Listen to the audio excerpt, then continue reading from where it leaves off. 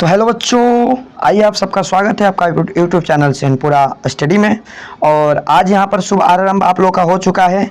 किसका? तो आज शुभ आरंभ हो गया आपका 12th हिंदी का। ठीक है, आज से हम लोग हिंदी का शुरुआत कर रहे हैं और हिंदी में हम लोग काव्य खंड से शुरुआत हो रहा है। यहाँ पर काव्य खंड हम लोग देखेंगे, एग्जाम के लिए बहुत इंपॉर्टेंट है और आनंद के लिए भी बहुत ज़्यादा अच्छा है। ठीक है, तो चलिए आइए हम लोग काव्य खंड की बात करते हैं। और काव्य खंड में हम लोग देखेंगे दिगंत, जैसे कि आपको पता है ये बिहार बोर्ड के लिए है, ओनली बिहार बोर्ड के बच्चों के लिए ये है। ठीक है, ये ओनली बिहार बोर्ड के बच्चे, क्योंकि हिंदी जो है हम लोग ये बिहार बोर्ड के सिलेबस वाले पढ़ रहे हैं। ठीक है, तो बिहार बोर्ड के बच्चों के लिए है। काव्य खंड है आपका, काव्य खंड है, कड़बक है और इसमें लेखक परिचय आपका दिया गया है। ठीक है ना, तो लेखक परिचय में देखिए कड़बक जो कि मलिक मोहम्मद के द्वारा लिखा हुआ है, मलिक मोहम्मद जायसी के द्वारा लिखा हुआ है। लेखक परिचय हम लोग पढ़ेंगे और मलिक मोहम्मद जायसी के द्वारा लिखा हुआ है, जो कि काफ़ी ज़्यादा इंटरेस्टिंग भी है और काफ़ी ज़्यादा लाभदायक भी है एग्जाम के लिए भी और ऐसे जनरल के लिए भी। ठीक है, तो काफ़ी आनंद आने वाला है हम लोग के इस चैप्टर में। तो चलिए आइए, हम लोग समय ज़्यादा नहीं गवाएंगे और इसका शुभारंभ करते हैं।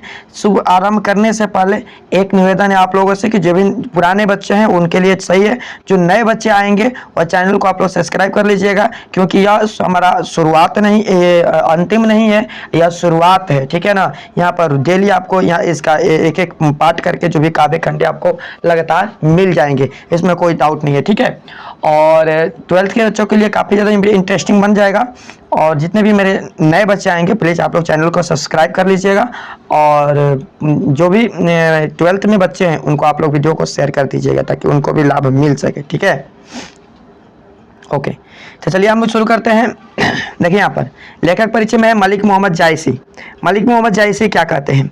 उनका जन्म हुआ था 1492 में। यह मतलब पक्का नहीं है, फिक्स नहीं है, यहाँ पर ये लगभग अबाउट में है कि उनका जन्म हुआ था 1492 में। ठीक है, 1492 में उनका जन्म हुआ था, लेकिन यह मतलब फिक्स नहीं है कि उनका जन्म 1492 में हुआ था। ठीक है, निधन की बात किया जाए तो निधन उनका हुआ था 1548 में। निधन कब हुआ था उनका? 1548 में। लगभग है, ये भी क्या है, लगभग में है। ठीक है, कि जन्म 1492 में हुआ था और 1548 में जो हुआ था उनकी मृत्यु हुई थी। ठीक है ना, ये जो हम कड़बक पढ़ने वाले हैं इसमें 2 कड़बक आपको मिलेंगे और ये कड़बक जो है अवधी भाषा में लिखे गए हैं।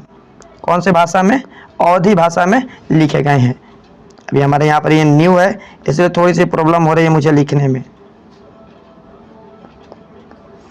अवधी भाषा में आपको मिलेंगे। ठीक है, अवधी भाषा आप इस मतलब भोजपुरी से थोड़ा बहुत मिलता जुलता रहता है। चलिए इनके पिता की नाम की बात करें हम यहाँ पर, तो इनके पिता का नाम है मलिक शेख ममरेज। क्या नाम है इनके पिता का? मलिक शेख ममरेज। मलिक राज अशरफ भी इन्हें कहा गया है, तो आप लोग इसे याद रखिएगा, मलिक शेख ममरेज या मलिक राज अशरफ। ठीक है, ये क्या थे? तो ये थे सूफी संत थे। कौन से थे? सूफी संत थे। ये सूफी संत थे और शेख मोहदी और सैयद अशरफ जहांगीर इनके गुरु थे। इनके गुरु की बात किया जाए तो ये संतों के रूप में थे, ये सूफी संत से बिलोंग करते थे। इनके गुरु थे सूफी संत शेख मोहदी और सैयद अशरफ जहांगीर, इनके क्या थे? इनके गुरु थे। ठीक है, आगे हम लोग चलते हैं। तो इनके बचपन की बात किया जाए तो इनका बचपन, इनकी वृत्ति जो है, मतलब वृत्ति मैंने कि इन्होंने क्या किया कार्य, इनका वृत्ति का मतलब कार्य होता है। तो बचपन में ये अनाथ थे। बचपन में क्या थे? अनाथ थे और साधु फकीरों के साथ भटकते इनके बचपन बीता था। ये बचपन में अनाथ थे, इनके माता पिता नहीं थे और अनाथ के साथ साथ ये मतलब ऐसा इनकी स्थिति थी कि शरीर रूप से भी पूर्ण रूप से अच्छे नहीं थे, शारीरिक गतिविधि के से भी यह लाचार थे और इस कारण से इनको समाज में या अदर जगह इनको थोड़ी इज्जत कम मिलती थी। और साथ में इन्हें मतलब एक कान से काना थे और एक आँख से अंधा भी थे। ठीक है, तो जिसके कारण इनको समाज में उतनी इज्जत नहीं मिलती थी जितनी कि मिलनी चाहिए। ठीक है, और इस कारण से ये साधु फकीरों के साथ इधर उधर भटकते रहते थे, साधु फकीरों के साथ ये घूमते रहते थे। ठीक है, इनकी व्यक्तित्व की चर्चा किया जाए तो ये चेचक के कारण, इनको चेचक की बीमारी थी, रूपहीन हो गए थे। चेचक के कारण रूपहीन हो गए थे, और बाईं आँख से काना थे। बाईं आँख से क्या थे? काना थे, और कान से वंचित थे। बाएं आँख और बाएं कान से ये वंचित थे। इसे आप लोग याद रखिएगा व्यक्ति तत्वों का। यह हमारा कड़बक में पूछा जाएगा, कड़बक में आपका आएगा, ठीक है ना। इन्हें चेचक की बीमारी थी, चेचक के कारण रूपहीन थे, और बाईं आँख से अंधा थे, और कान से ये वंचित थे, ठीक है ना। इनकी कृतियाँ की बात किया जाए तो कृतियाँ इनका पद्मावत, ठीक है, अखरावट, आखिरी कलाम, चित्ररेखा, कहरनामा, मसला, इनकी कृतियाँ थी। इसे आप लोग याद कर लीजिएगा बहुत अच्छे से, ठीक है ना। इनकी कृतियाँ क्या थी? पद्मावत, अखरावत, आखिरी कलाम और चित्र रेखा, कहरनामा, इनकी कृतियाँ थी। ये कृतियाँ आप लोग याद कर लीजिए, ठीक है ना। इसको नोट कर लीजिएगा बिल्कुल। ओके, आगे हम लोग बढ़ते हैं। देखिए, जो आज हम लोग पढ़ने वाले हैं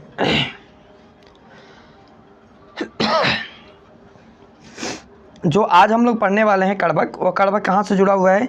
कि पद्मावत में चित्तौड़ के नरेश रतन सेन और सिंघल द्वीप के राजकुमारी पद्मावती के प्रेम कथा से जुड़ा हुआ है, ठीक है ना।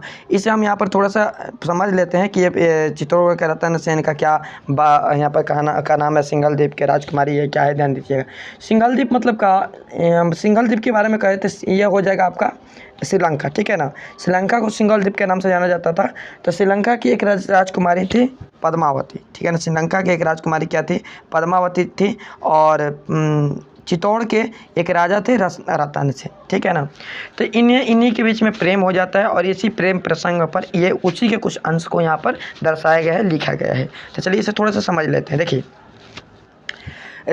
सिंघल द्वीप की राजकुमारी थी, चूँकि जो राजकुमारी थी, राजा की पुत्री थी, काफ़ी बड़े घराना से बिलोंग करती थी। तो इसकी जो इसका भी कोई भी बच्चा होगा तो भाई उसको खेलने का मन करेगा ना, उसको खेलने का, उसको रहने का, उसको सब कार्य का मन करेगा, जरूर करेगा, ठीक है। तो इसको भी सेम उसी तरह का व्यवहार था कि भाई हमें भी खेलना है, अपनी सखी सहेलियों के साथ घूमना है, ऐसा रहता। लेकिन इनके पिताजी चाहते थे कि मतलब ये उन लोगों के साथ में ना रहे, छोटे लोगों के साथ में ना रहे, या हमेशा उसे अलग रखे, ठीक है ना। इनके पास एक तोता था जो कि मनुष्यों की तरह बोलता था, ठीक है। ये अपना जितने भी अपने दर्द या अपने दुख या अपने जितने भी खेलने को नहीं या बातें अपने तोता से कर लिया करती थी। कौन से? राजकुमारी पद्मावती, ठीक है। पद्मावती अपने तोते से बात विमर्श कर लिया करती थी, ठीक है। इनके लिए ना, चूँकि कहानी है तो हम लोग कहानी की तरह से समझेंगे ना। इनके लिए राजा ने क्या किया था कि एक सफ़ेद ऊंचा सा बहुत बड़ा महल बनवा दिया था। सबसे ऊपर पर इनका मतलब जो रूम है वो मतलब फिट कर दिया था, रहने का व्यवस्था कर दिया था। वहाँ से इन्हें मतलब क्या मान लिया गया था ना, इन्हें भगवान मान लिया गया था। लोग इन्हें भगवान मानते थे, ठीक है ना। लोग इन्हें भगवान की दर्जा दिए थे, लोग इन्हें भगवान मानते थे, इन्हें भगवान मान लिया गया था, ठीक है। इन्हें भगवान मतलब खुदा मान लिया गया था। किसको? पद्मावती को। लोग पूजते थे, लेकिन पद्मावती तो थी सामान्य ना, मानने से थोड़ी नहीं होता है। और ये तोते से बात किया करती थी, तो तोते से भी अपना दुख दर्द बताया करती थी। तो ये भी डर था कि तोता को भी कहीं पता चलेगा, मतलब इनके पिताजी को, राजा को, तो तोता को भी दूर कर देंगे, ठीक है। इसी डर से तोता को भी मतलब थोड़ा सा संकोच था, या पद्मावती को कहा जाए तो उसे भी थोड़ा सा संकोच था कि ऐसा होगा तो यदि दिक्कत हो जाएगा, ठीक है। एक दिन क्या हुआ कि पद्मावती काफ़ी ज़्यादा विनती करके अपने सहेलियों के साथ स्नान करने के लिए गई, ठीक है। अपने स्नान करने के लिए नदी तालाब, या मतलब जो रजवाड़ी तालाब, तो वहाँ पर पहुँची। वहाँ पर ना सब अपने इनकी जो सहेलियत थी वो स्नान कर रही थी, तालाबों में कीड़ा कर रही थी, खेल रही थी, लेकिन यह मतलब दूर खड़ी थी, ठीक है। तोता जो था ना, इसी डर से वो सोच रहा था कि भाई कहीं राजा को पता चल गया तो वो मुझे मार ही डालेगा, ठीक है। इसी डर से तोता चाहता था कि मैं यहाँ से निकल जाऊँ, लेकिन जो पद्मावती थी ना, उनका जो प्रेम था तोता को बांध कर रखता था। तोता को नहीं जाना है, ऐसा नहीं करना है, मेरा कौन है तुम्हारे से, ऐसा करके ये उसे बांध कर रखती थी। तोता भी मतलब अब कहानी है तो कहानी की तरह समझेगा ना, मोह माया के जाल में पड़कर नहीं जा पाता था, ठीक है। लेकिन उस दिन देखा कि मतलब कीड़ा कर रही है, और इसका जल जो है, पद्मावती का जो पैर है वह जल से स्पर्श कर जाता है, जल से स्पर्श कर जाता है, ठीक है। जल से स्पर्श करने के बाद में जल मतलब पवित्र सा हो जाता है, ऐसा मतलब माना गया, ठीक है। पद्मावती को क्या होता है कि उस समय तोता क्या होता है कि यह उलझ जाती है उनके सहेलियों के साथ में, मतलब घुल मिल बातें करने में उलझ जाती है। तोता को लगता है कि यही सबसे अच्छा तरीका है, यहाँ से भाग लिया जाए, निकल जाया जाए, ठीक है। तोता क्या करता है कि यहाँ से वह निकल जाता है, और निकल कर वह आ जाता है चित्तौड़गढ़ में। चित्तौड़गढ़ में आकर एक पेड़ पर बैठा रहता है, वहाँ से एक पहेलियों के द्वारा उसे कि तोता को पकड़ लिया जाता है। क्योंकि पकड़ने पर तो मनुष्य की तरह बोलता था, तो जब पकड़ने पर तो बोला तो उसे आश्चर्यचकित हुआ। वो सोचा कि चलो यहाँ राजा के पास में लेकर जाया जाए, किसके, रतन सेन के पास में लेकर जाया जाए।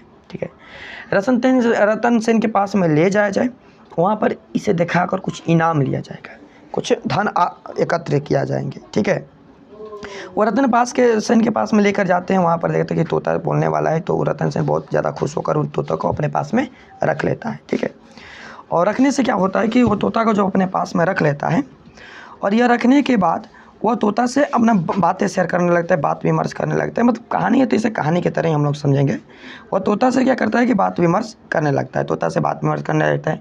तोता चूँकि पूरे जीवन अपने जीवन का पूरा काफ़ी समय पद्मावती के साथ में व्यतीत किया था, तो वह हर समय पद्मावती के सुंदरता के बारे में, पद्मावती के बारे में वर्णन करता रहता था। ठीक है, और इनकी एक पत्नी थी, पहले से इनका विवाह हो चुका था। इनकी पत्नी थी नागवती। इनकी पत्नी के क्या नाम था?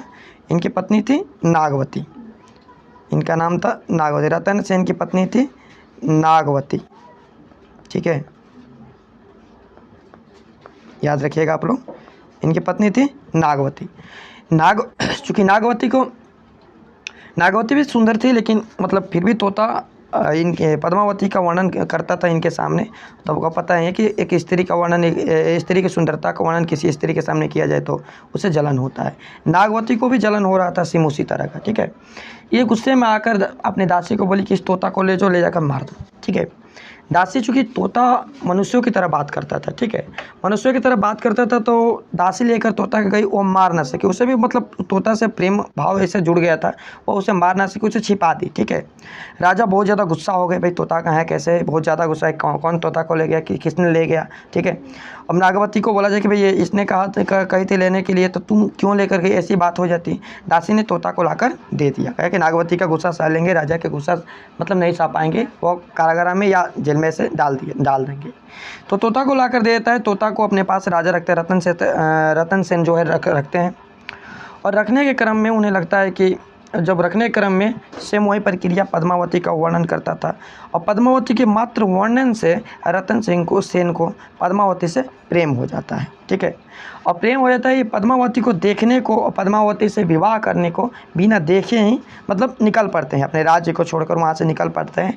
और देखिए प्रेम, यहाँ पर ऐसा प्रेम का संगम जुड़ता है कि जंगल झाड़ जल सब पार करते हुए ये पहुँच जाते हैं कहाँ पर, तो ये पहुँच जाता है सिंघलदीप राजकुमारी के पास। ठीक है, सिंघलदीप पहुंच जाते हैं। वहां पर जाने के बाद इन्होंने क्या किया, जब वहां पर ये पहुंचते हैं तो सिंघलदीप में वहां पर राजकुमारी से जो मुलाकात होती है, भेंट होती है, राजकुमारी को सारी बात बताते हैं, तोता जाता है सारी बात को बताता है। तो वहाँ पर राजकुमारी भी इनसे विवाह करने के लिए तैयार हो जाते हैं, लेकिन इनके जो पिता थे ना, उन्हें आज तो अभी तक इनकी विवाह नहीं की थी। ठीक है, क्योंकि राजकुमारी पहले से ही ये 12 वर्ष की उम्र में, कहानी का कुछ भाग ऐसा है कि मात्र 12 वर्ष की उम्र में ही विवाह करना चाहती थी। ठीक है, लेकिन यह विवाह इनके पिता नहीं कर रहे थे। क्यों नहीं कर रहे थे, इसके पीछे का रीज़न यह है कि इनके जैसा औहदा वाला कोई नहीं मिल रहा था, इनके जैसा राजा कोई नहीं मिल रहा था। ठीक है, ये अपने को सबसे सर्वश्रेष्ठ मान रहे थे, इसलिए उसका विवाह नहीं कर रहे थे, यही प्रॉब्लम था। ठीक है, अब यहाँ पर ये रतन सेन जो है विवाह करने के लिए तैयार हो जाते हैं। वहाँ पर भी बहुत सारे ड्रामा हुआ, बहुत सारे मतलब प्रक्रिया करने के बाद में वहाँ पर राजकुमारी से विवाह होता है। और विवाह होने के बाद में उसे लेकर रतन सेन जो है उसे लेकर आ जाते हैं कहाँ पर, अपने राज्य चित्तौड़। कहाँ जाते हैं? चित्तौड़ में आ जाते हैं। ठीक है, चित्तौड़ में आने के बाद यहाँ पर भी बहुत सारे झोल झाल झमेला होता है। किसके साथ में? नागवती भी पहले से है ना, इनके साथ में ये भी मान जाती है। यहाँ पर एक नए विलन की एंट्री होती है, अलाउद्दीन की। ठीक है, अलाउद्दीन जो कि दिल्ली का राजा था उस समय। ठीक है, अलाउद्दीन ने जब देखा कि मतलब पद्मावती इतनी सुंदर लड़की से या इतनी सुंदर महारानी से रतन सेन लेकर आए हैं, कहाँ से? सिंघलदीप यानी श्रीलंका से।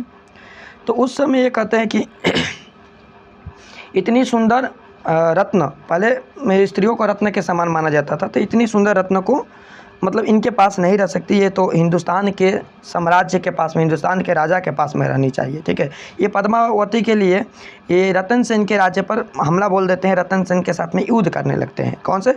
अलाउद्दीन। ठीक है, अलाउद्दीन यहाँ से क्या करते हैं कि पद्मावती को बंदी बनाकर ये लेकर दिल्ली चले जाते हैं। यहाँ के जो मतलब रतन सेन के दरबार, तो वो हार जाता है। बाद में यहाँ से 2 सैनिक जाकर और पद्मावती को वापस वहाँ से जीत कर लाते हैं। ऐसी घटना चलती है और इसी के बीच के बाद में चलकर अलाउद्दीन के जो साम्राज्य था, अलाउद्दीन के साम्राज्य ने पुनः एक बार हमला करते हैं किस पर, रतन सेन पर, और रतन सेन को मार दिया जाता है। रतन सेन मर जाते हैं। रतन सेन के मरने के बाद पद्मावती और नागवती दोनों सती हो जाती है। ठीक है, इस तरह कहानी थी। ठीक है, और इसी कहानी में ये लेखक उसी समय के थे। तो लेखक को मतलब इस कहानी के जो प्रेम का जो विरह है, उस प्रेम के विरह को मलिक मोहम्मद जायसी ने रखा है अपने पट पर, अपने ज़ुबान पर। ठीक है, तो उसी के कुछ भाग हैं जो कि हम लोग पढ़ने वाले हैं। मलिक मोहम्मद जायसी प्रेम के पीर के कवि थे। कौन से कवि थे? प्रेम के पीर के कवि थे। आप लोग इसे अवश्य याद करिएगा, ये बिहार बोर्ड का सबसे फेमस क्वेश्चन है कि मलिक मोहम्मद जायसी कवि थे प्रेम के पीर के। याद रखिएगा, प्रेम के पीर के कवि थे। जैसे कि एक आपका था मैट्रिक क्लास में प्रेम के कवि बने थे, यहाँ पर भी यह मलिक मोहम्मद जायसी जो है प्रेम के पीर के कवि थे। इसे आप लोग अच्छे से याद रखिएगा, कौन से? प्रेम के पीर के कवि थे। ठीक है ना, सभी लोग कमेंट में लिखिएगा ये वाला, ताकि प्रैक्टिस होते रहे। आगे हम लोग चलते हैं कड़बक पर। हम लोग का कड़बक कब शुरू होता है? ठीक है, मलिक मोहम्मद जायसी के द्वारा लिखा कड़बक शुरू होता है, जो कि काफ़ी ज़्यादा सुंदर है। आप लोग इसे ध्यान से पढ़िएगा, ध्यान समझिएगा, बहुत ही अच्छा लगने वाला है कड़बक। ठीक है, कड़बक को हम लोग पढ़ते हैं और कड़बक काफ़ी ज़्यादा मतलब रस भरा है, काफ़ी ज़्यादा इसमें अपने बारे में लेखक ने बताया। 2 कड़बक है इसमें, दोनों कड़बक को हम लोग पढ़ेंगे ध्यानपूर्वक, ध्यान दीजिएगा आप लोग। पहला लाइन हम लोग का है, यहाँ पर मैं कलर कर दिया हूँ ताकि आप लोग का थोड़ा सा आसानी हो समझने में। तो पहला लाइन हम लोग का है कि एक नयन कवि मोहम्मद गुनी, सोई विनोबा जयी कवि सुनी। तो ध्यान दीजिएगा पहले लाइन में कहते हैं एक नयन। कवि को पहले ही आपका कवि परिचय में आपको बता दिए हैं कि कवि जो थे एक नयन, एक आँख थे, एक कान उनका था, एक आँख था, एक ही कान था कवि का। ठीक है, तो एक नयन कवि मोहम्मद गुनी, सोई विमोह जयी कवि सुनी। ध्यान दीजिएगा कि ऐसा कवि जो एक आँख के एक कान के थे, मलिक मोहम्मद जायसी, लेकिन गुणवान थे। क्या थे? लेकिन गुणवान थे, उनके अंदर गुण था। ध्यान दीजिएगा, रूप की पूजा नहीं होती है, रूप की चर्चा नहीं होती है, यहाँ पर गुण का चर्चा होता है। सबसे इम्पोर्टेंट रह जाता है क्या? सारे चीज़ खत्म हो जाता है, क्या रह जाता है? तो केवल गुण ही बच जाता है, केवल गुण ही बच जाता है, सारे चीज़ खत्म हो जाते हैं। ठीक है, थोड़ी सी हमें लिखने में दिक्कत हो रही है क्योंकि न्यू यहाँ पर पेन आया है, तो अच्छा से काम नहीं करने लग रहा है। एक नयन कवि मोहम्मद गुनी, एक नयन के कवि, एक कान के, एक आँख के, और वह क्या है? गुणवान है। वह क्या है? गुणवान है। ठीक है, गुणों से भरपूर है, इतने गुणवान है कि उनसे बड़े बड़े लोग हस्तियाँ मिलने आती है। सोई विमोह जयी कवि सुनी, मतलब क्या? इस कवि को जो कोई भी सुनेगा वह विमोह में पड़ जाएगा, मोह माया में पड़ जाएगा। इस कवि को जो कोई भी सुनेगा वह मोह माया में पड़ जाएगा। विमोह जयी कवि सुनी, मतलब क्या? ऐसे कवि को जिसने भी सुना वह व्यक्ति मोह माया में पड़ गया, मोह माया में पड़ गया, मतलब क्या? सुनना ही उसे पड़ा, कवि के जाल में फंस के मोह माया में पड़ गया। ठीक है, समझ में आ रहा है ना? बिल्कुल, यहाँ पर आपको समझना है, समझ में आएगा तो बिल्कुल अच्छे से आएगा। एक नयन कवि मोहम्मद गुनी, सो विमोह जयी कवि सुनी। एक नयन के कवि और मोहम्मद जी गुणवान, गुणों से भरपूर, और सोई विमोह जयी कवि सुनी। ऐसे कवि को किसी ने नहीं सुना होगा। जो भी सुना वह विमोह, मोह मने का मोह में पड़ गया, मोह माया में पड़ गया। ठीक है, चांद जैसे जग विधि अवतारा, दीन कलंक किन्हीं उजियारा। ध्यान दीजिए, लेखक कह रहे हैं कि इस जगत में चांद भी है, चांद है जो क्या कर रहा है? चांद जैसे जग विधि अवतार, चांद का भी विधाता ने अवतार दिया है, चांद का भी जन्म दिया है विधाता ने, लेकिन उसमें भी एक क्या है? कलंक है, एक किन्ह है, एक उजियारा। कलंक है, उसमें भी एक दाग है, किसमें? चांद में भी एक दाग है। लेखक अपने बारे में बता रहे हैं, अपने मतलब जो भी उनके चेचक के रोगी थे, जैसे उनका चेहरा काफ़ी ज़्यादा खराब था, इन सब का वर्णन करते हुए लेखक कहते हैं कि चांद जैसे जग विधि अवतारा, यानी चांद का भी इस जग में अवतार हुआ है। दीन कलंक की नहीं उजियारा, हमारा, लेकिन उसमें भी कलंक है, उसमें भी कलंक है, उसके अंदर भी कलंक दिए गए हैं, उसके अंदर भी, चांद के अंदर भी दाग है। लेकिन चांद का जो प्रकाशमान है, चांद के अंदर एक दाग है, और दाग जो है प्रकाशमान, उस दाग से उस पर कोई फर्क नहीं पड़ता है, तो फिर भी वह पूरे संसार को क्या करता है, प्रकाशित करता है, पूरे संसार को प्रकाशमय बनाए रखता है। कौन? चांद। इतना ज़्यादा मतलब चांद का मतलब यहाँ पर कहने का लेखक यही है कि यदि आपके अंदर कोई भी एक दाग आ जाए, दाग लग जाए, या आपके अंदर कोई भी एक मतलब सब 100 गुण अच्छा हो, उसमें एक गुण खराब हो, तो वह गुण 100 गुण के आगे दब जाता है। ठीक है, तो इसे मतलब यहाँ पर लेखक क्या समझा रहे हैं कि आपके अंदर से किसी का नाक बड़ा है, किसी का कान बड़ा है, किसी का मुंह अच्छा नहीं दिख रहा है, या कि कोई काला है, तो इससे कोई भी असर नहीं पड़ता है, बल्कि वह गुणवान होना चाहिए, उसके अंदर गुण होना चाहिए। उसके अंदर गुण रहेगा तो ये सब मायने नहीं रखता है। लेखक यही बताना चाहते हैं इस पंक्ति के माध्यम से। ठीक है, मतलब क्या कि उसके अंदर गुण रहेगा, जैसे कि लेखक के अंदर चेचक के रोगी होने के बावजूद भी कभी मोहम्मद जो है उनसे बड़े बड़े लोग मिलने आते, बड़े बड़े कवि मिलने आते हैं, वो गुणी है, क्योंकि उनके अंदर में गुण है। उनको जो भी सुनता है वो सुनता ही रह जाता है। क्यों? उनके रूप को देखकर नहीं, उनके इस गुणों को देखकर। यानी कि आपके अंदर सुंदरता चेहरा से नहीं होती है, सुंदरता किससे होती है? तो गुण से होती है। सुंदरता आपके गुण से होती है, वो आपके गुण आपके कर्म से होती है। इसलिए हमें अच्छा काम करना चाहिए, अच्छे आपके अंदर जो काम करने की क्षमता है वो ज़्यादा होना चाहिए। ठीक है ना, चेहरा ये सब तो समय के साथ ढल जाएंगे, समय के साथ ख़त्म हो जाएंगे, लेकिन जो गुण है वह बहुत ज़्यादा इम्पोर्टेंट है। ठीक है, अगला लाइन में लेखक क्या बता रहे हैं कि जग सुझा एक नौनाहा, वह सूख अस नखतन माहा। ध्यान दीजिएगा, यहाँ पर अगला लाइन में लेखक बता रहे हैं, ये हमारा लाइन 2 भाग में हो गया है। ठीक है, इसे हम क्या कर लेते हैं, ऊपर लेकर जाते हैं और नीचे देखते हैं, इसमें 2 भाग आपको मिल जाएंगे। ठीक है, कि जग सुझा एक नौनहा, वह सूख अस नखतह महा, जो लही अम्बहि डाव न होय, तो लही सुगंध बसाई न सो। ध्यान दीजिएगा, बिल्कुल लाइन देखिए। यहाँ पर लेकर क्या कर रहे हैं कि जग सुझा एक ही नौनहा, मतलब क्या? एक ही आँख से मैंने पूरे जग को समझ लिया, मैंने पूरे जग को देख लिया। एक ही आँख मेरे लिए काफ़ी है पूरे जग को समझने के लिए, पूरे विश्व को समझने के लिए।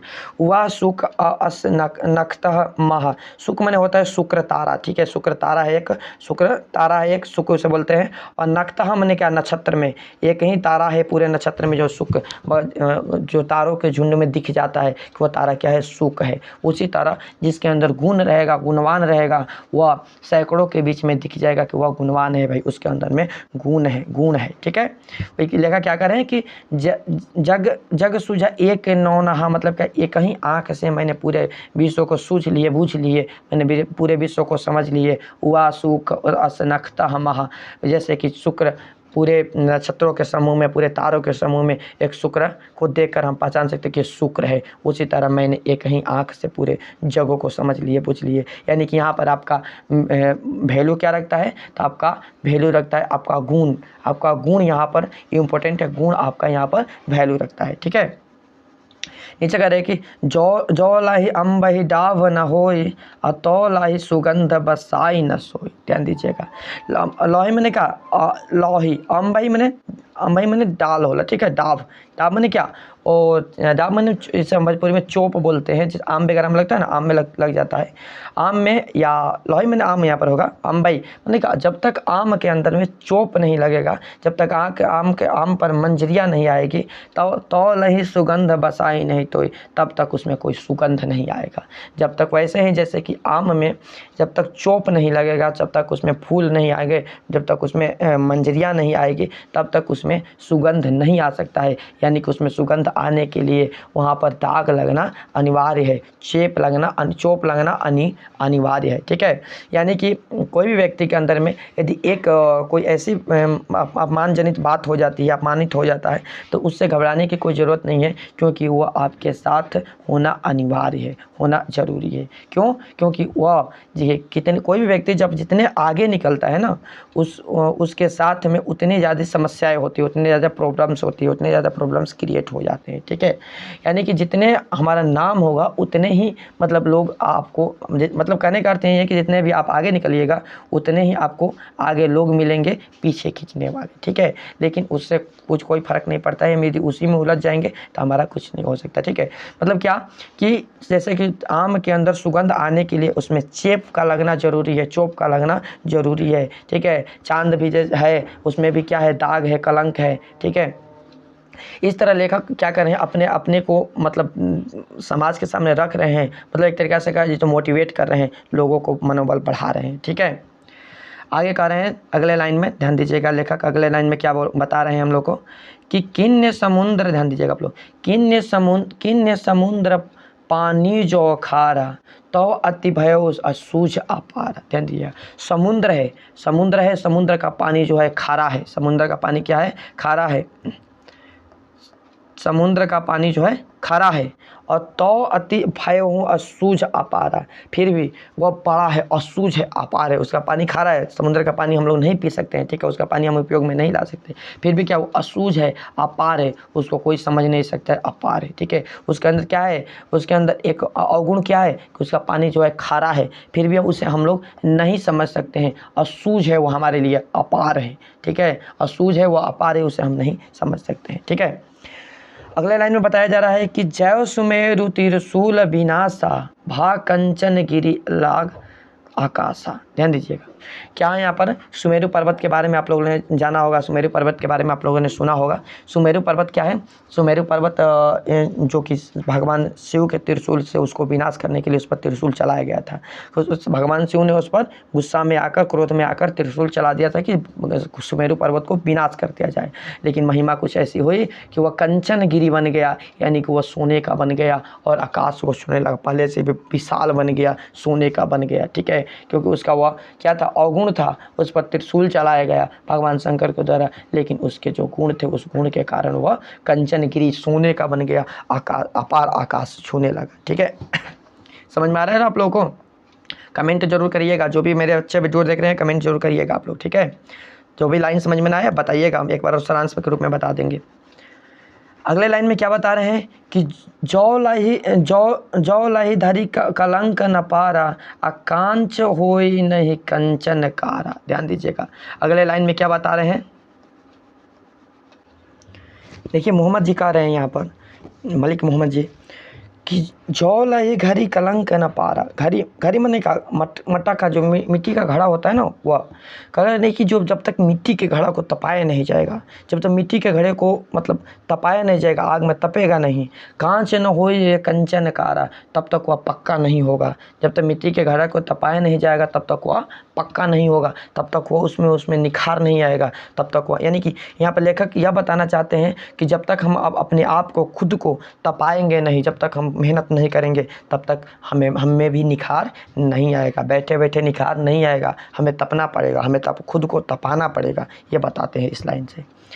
अगले लाइन में क्या बताते हैं कि एक नयन जस दर्पण औ, मेरे एक नयन है, मेरे एक आँख है, लेकिन वह दर्पण के समान है। दर्पण मतलब क्या, शीशा जो चेहरा होता है ना देखने वाला, शीशा आप लोग के घर में लगा होगा दर्पण, तो दर्पण के समान है। ते निर्मल भाव, और मैं इस दर्पण से सबको निर्मल और स्वच्छ सभी प्रतिबिंबों को मैं देख लेता हूँ, निर्मल प्रतिबिंबों को देख लेता हूँ। मेरे एक ही नयन है, लेकिन मैं इस नयन से स्वच्छ और प्रतिबिंब को देख लेता हूँ। मतलब क्या, हमारे पास दो दो आँखें होकर क्या करेगी, जब हम नहीं देख पाएंगे, सच्चाई को नहीं देख पाएंगे, देखते हुए भी अनजान बनेंगे। तो इसलिए लेखक कह रहे हैं कि मेरे एक नयन है, और वह एक नयन दर्पण के समान है जो निर्मल स्वच्छ प्रतिबिंब बनाता है, स्वच्छ प्रतिबिंब को देखता है।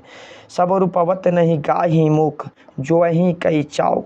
अध्ययन दीजिए, जितने भी रूप वाले लोग होते हैं, रूपवान, रूपवत मतलब क्या, रूपवान, रूप वाले माने स्मार्ट लोग, वो कहते हैं वो अपने मुख देखने के लिए चाव से आते हैं, चाव से कि अरे हटो भाई देखे कैसा मुख है, कैसा चेहरा है, क्या हो रहा है भाई, ऐसा देखने के लिए वो चाव से आते हैं। ठीक है, तो कवि का यह पहला कड़बक था जो कि अपने अंदर के जो अवगुण है उसके बारे में लिखा गया था, जो आपके अंदर में अवगुण है। यदि आपके अंदर बहुत सारे गुण हैं और एक अवगुण है तो वह अवगुण उस गुण के नीचे छुप जाता है, लेकिन आपके अंदर गुण ज़्यादा होना चाहिए। ठीक है ना, तो कवि पहले कड़बक के माध्यम से ये हमें बताते हैं, और दूसरे कड़बक के माध्यम से हमें क्या बताते हैं ये हम आगे देखते हैं। कवि कहते हैं कि मोहम्मद यही कवि जो जोरी सुनावा और सुना जो प्रेम पीर गा पावा। ध्यान दीजिएगा, कवि कहते हैं, देखिए दूसरे करवक में क्या कहते हैं, दूसरे करवक में कवि कहते हैं कि मोहम्मद यही कवि जोरी सुनावा। क्या कहते हैं कि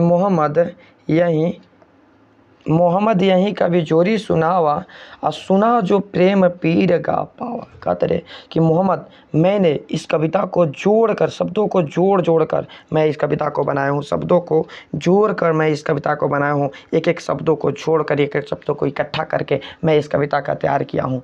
जो जिसने सुना इस कविता को वह प्रेम का पीर हो गया, प्रेम पीर गा पावा, वह प्रेम का पीर हो गया। जिसने भी इस कविता को सुना वह प्रेम का पीर हो गया, प्रेम मग्न हो गया। ठीक है, प्रेम मग्न हो गया, प्रेम के दर्द को समझ लिया। ठीक है, लेखक क्या कहना चाहते हैं कि मोहम्मद यही कवि जोरी सुनावा, यानी कि मैंने इस कविता को, ध्यान दीजिएगा, एक जो दूसरा करवक है ना, ये आपका मैंने रतन सेन पद्मावती के जो कहानी आपको बताए थे पीछे, उसी से उनके प्रेम को जोड़कर ये एक तैयार किए हैं मलिक मोहम्मद जी ने, जिसे हम लोग पढ़ रहे हैं। कह रहे हैं कि मैंने जो प्रेम का शब्द होता है ना, प्रेम का, उसे मैं जोड़कर इस कविता का, इस करवक का निर्माण किया हूँ। और सुना जो, जिसने भी इसे सुना वह प्रेम